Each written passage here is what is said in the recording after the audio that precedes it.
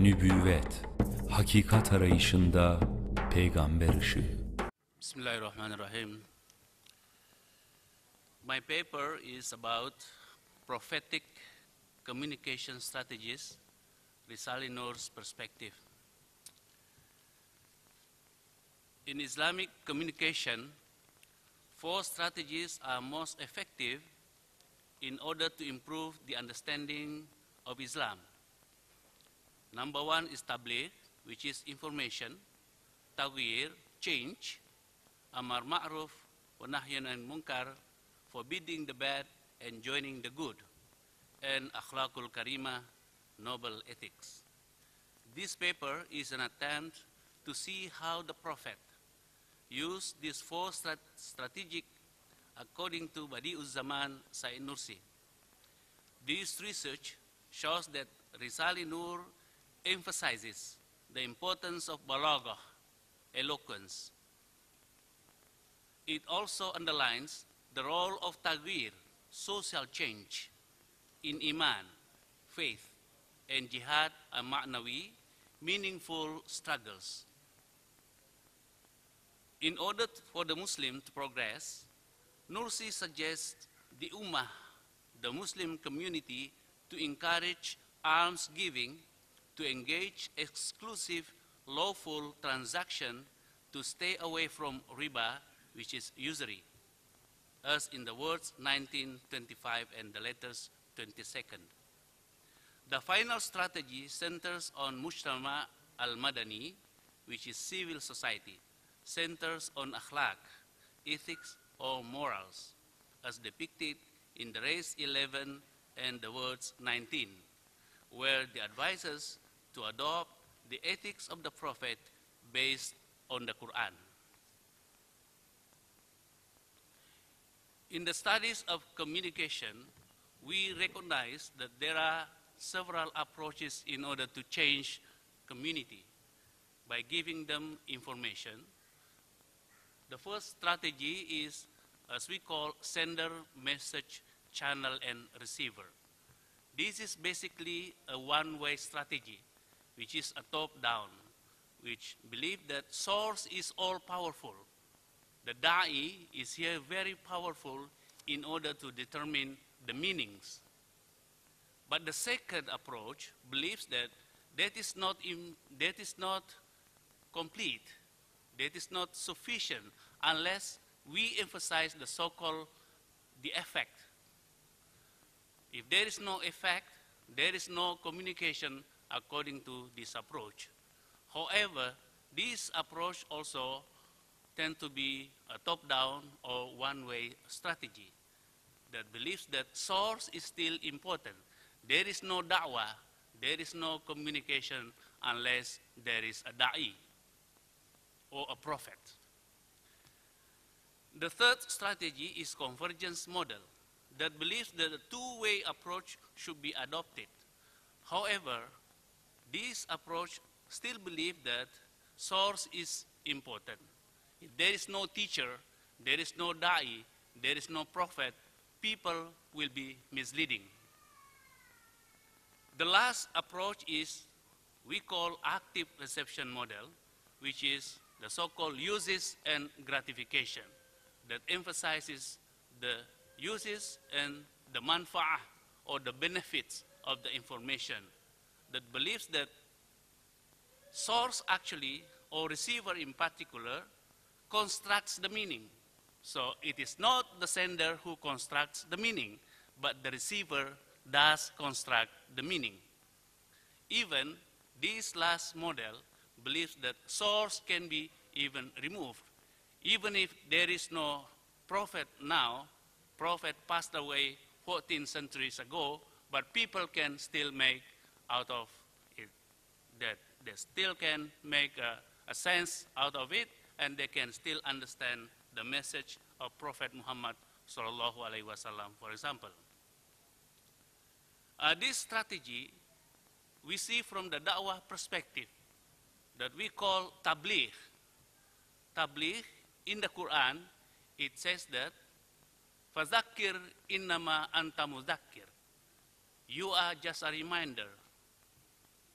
but you cannot control the meanings.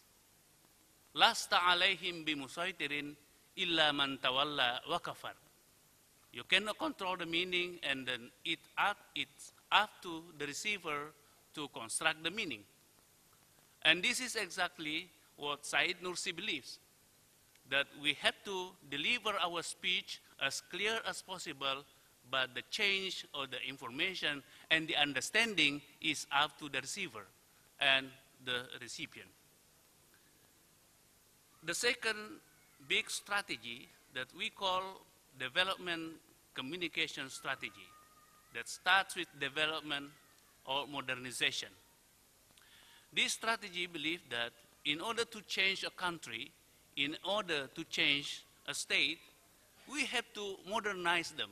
We have to change the old and traditional values. And this has to be top-down as well. Has to be a forceful approach.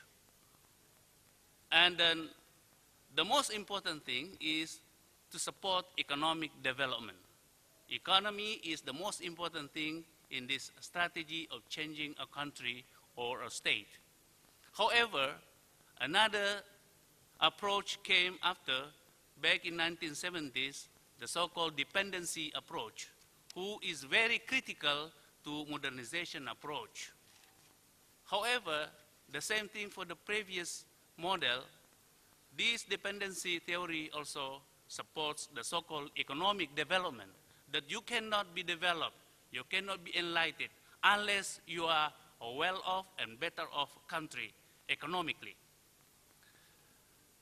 And then came multiplicity approach, who believes that participatory or self-reliance model should be adopted in a country in order to be developed not only in terms of economic development, but all social factors.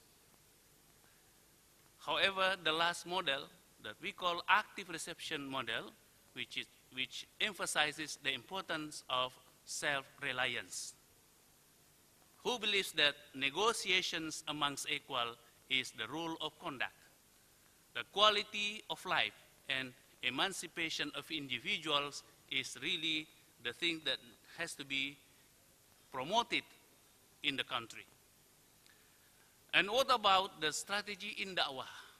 Da'wah strategy that tagwir, which is in the Quran. Inna Allah la yughayyiru ma biqawmin hatta yughayyiru ma bi anfusihim. God cannot change the fate, the destiny of a community until that community will change itself. And this is exactly what Said Nursi also believes, that it is very important that the community, the kaum, the ummah, wal takum minkum ummatun yad'una ila al-khair wa ya'muruna bil ma'ruf wa yanhauna 'anil munkar. Or in different verse, kuntum khaira ummah ukhrijat lin-nas ta'muruna bil ma'ruf wa tanhauna 'anil munkar. The last model is development communication theory. The first one is diffusion of innovation, that believes that in order to change a country, a transfer of technology is very important. We have to sell the inventions of technology from the West, from the United States, from Europe, from Japan, in order to develop Muslim countries, for example, who are underdeveloped. Because this strategy believes that poor countries are very passive. Anything that you give them, they will adopt, then they will accept. However, the next strategy model believes that social marketing should be introduced, because these things are very expensive. In that case, the Japanese invented the way how can we make small things and affordable to the people in the third world countries. We know the strategy that we call small is beautiful. And then we know like Honda, like Yamaha, Suzuki, etc., which is very affordable to the people in the East and in the South, in many Muslim countries.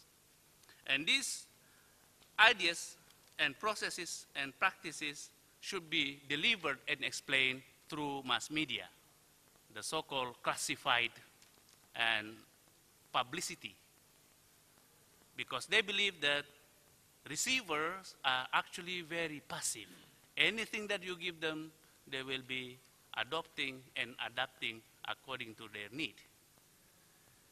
And then the third approach is participatory model that believes that empowerment to act on their own behalf, which is very important to develop a country. And this period, empowerment, many discussions, many debates, many symposiums has been held in order to empower people, people of marginals, women, for example, or children should be empowered. However, this kind of approach still believe that agents of change is still the most important thing in order to change a country, in order to change a state or a community, for example. And the last point is active reception, which is self-help strategy, which is promoting the so-called individuals or promotion of the individuals that believes that meaning is actually negotiated for emancipation, freedom, and democracy. And this is what we call in da'wah, amar ma'ruf, nahi munkar. And the last point is we call akhlaq, or ethical communication, that believes that information should be told, should be informed to anyone. There is no restriction for information. Anyone should have the right to get the information, including the freedom of the press and the freedom of information. Only by then, people will establish the so-called masyarakat madani, or civil society. Nursi believes that in order to do a communication or establish the so-called civil society, we need eloquence and 5 points of the wisdom of the Quran.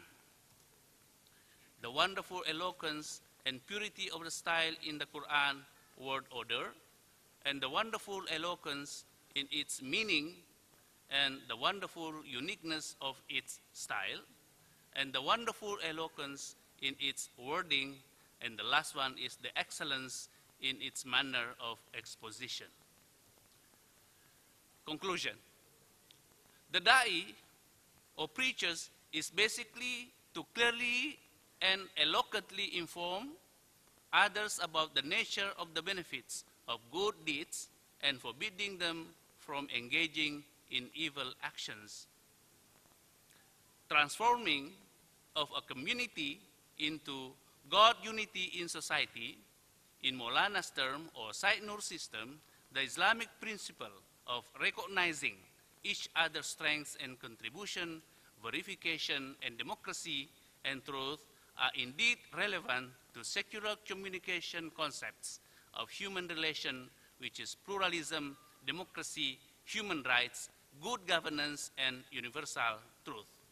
The last one, the emphasis of da'wah on enjoining goods and forbidding the bad deeds is crucial to encourage self-sufficiency, self-help development, development from within, indigenous sustainable development, at the same time to encourage the importance of alms giving for the people to help others, thus cooperatives and jihad maknawi struggle should be included in the preaching. Masyarakat Madani can only be put into reality if the improvement of morals and characters of community members or citizens is emphasized based on the Quran as exemplified by the Prophet Muhammad sallallahu alaihi wasallam. Wassalamu alaikum warahmatullahi wabarakatuh.